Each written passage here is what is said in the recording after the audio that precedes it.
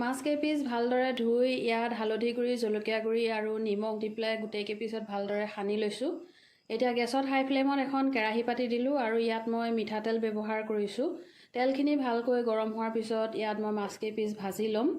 যিহেতু মই তৰকাৰী বনাম, গতিকে মাছ কেইপিচ খুব বেছি সময় নাভাজোঁ আৰু মাছৰ ৰসটো শুকাই গ'লে ভাল নালাগে। মোৰ মাছ ভজা হৈ গৈছে। এতিয়া ইয়াত ব্যৱহাৰ কৰিবলৈ লোৱা পাচলিখিনি মই কাটি লওঁ।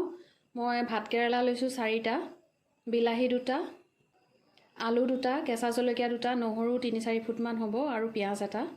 এইখিনি কাটি লওঁ, তাৰপিছত মই আপোনালোকৰ ওচৰলৈ আহি আছোঁ। ভাতকেৰেলা, বিলাহী, আলু গোটেইখিনি মই একেটা চেপতে দীঘল দীঘলকৈ কাটি লৈছোঁ। আপোনালোকে নিশ্চয় দেখা পাইছে। পিঁয়াজখিনিও মই মিহি মিহিকৈ কুটি লৈছোঁ, জলকীয়াকেইটাও ফালি ল'লোঁ। এতিয়া গেছত হাই ফ্লেমত এটা কুকাৰ পাতি দিছোঁ আৰু ইয়াত মই মিঠাতেল ব্যৱহাৰ কৰিছোঁ। তেল গৰম হৈ গৈছে। ইয়াত মই এতিয়া নহৰুকেইটা দি দিছোঁ। নৰসিংহৰ পাত 2টামানো দিছোঁ। নহৰুকেইটা অকণমান ইচ্ছা কৰিলে থেতেলিয়াই দিব পাৰে। মই গোটা গুটিকেই দিছোঁ, যিহেতু কুকাৰত দিম, এনেও সিজিয়ে যাব। অকণমান লৰাই পেলাই ইয়াত পিঁয়াজখিনি দিছোঁ। পিঁয়াজখিনি অকণমান ৰঙচুৱা হোৱাৰ পিছত মই ইয়াত হালধি গুড়ি দিছোঁ, চাহ খোৱা চামুচৰ আধা চামুচ।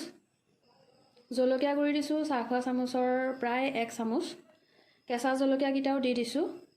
দি মই অকণমান লৰাই পেলাই মই ইয়াত আধা কাপতকৈ কম পানী দিছোঁ আৰু লগালগ লৰাই দিছোঁ, যাতে মছলাটো জ্বলি নাযায় আৰু গোটেইখিনি মছলা যাতে খুব ভালদৰে মিক্স হৈ যায়। বৰ ধুনীয়া কালাৰ এটা হৈছে আৰু তেলটো মছলাৰ পৰা ছেপাৰেট হৈ গৈছে। এতিয়া ইয়াত মই কাটি লোৱা পাচলিখিনি দি দিম। মছলাৰ লগত পাচলিখিনি লৰাই বগৰাই মই এতিয়া ইয়াত নিমখ দিছোঁ। নিমখটো নিজৰ আন্দাজত দিব, পাচলি আৰু গ্ৰেভিৰ হিচাপত। মই কম 1 চামুচ দিছোঁ, তেতিয়া আপোনালোকেও যদি 1 চামুচ দিয়ে পিছত নিমখ বেছি হৈ যাব, পিছত আকৌ নক'ব যোন তুমি নকলা। এতিয়া এইখিনি লৰাই বগৰাই মই ঢাকন মাৰি দিছোঁ।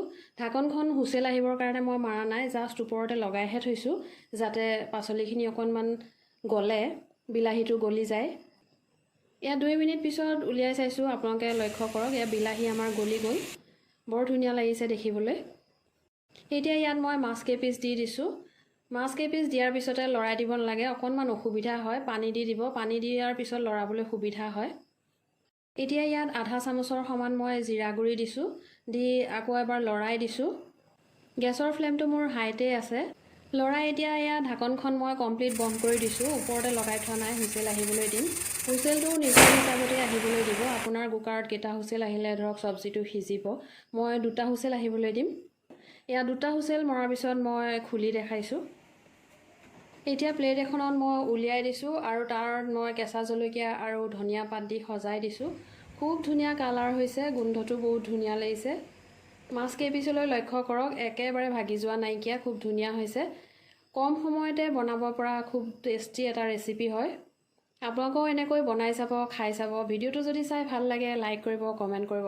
নতুন এটা ৰেচিপি লৈ মই পুনৰ আহি আছোঁ। তেতিয়ালৈকে ধন্যবাদ।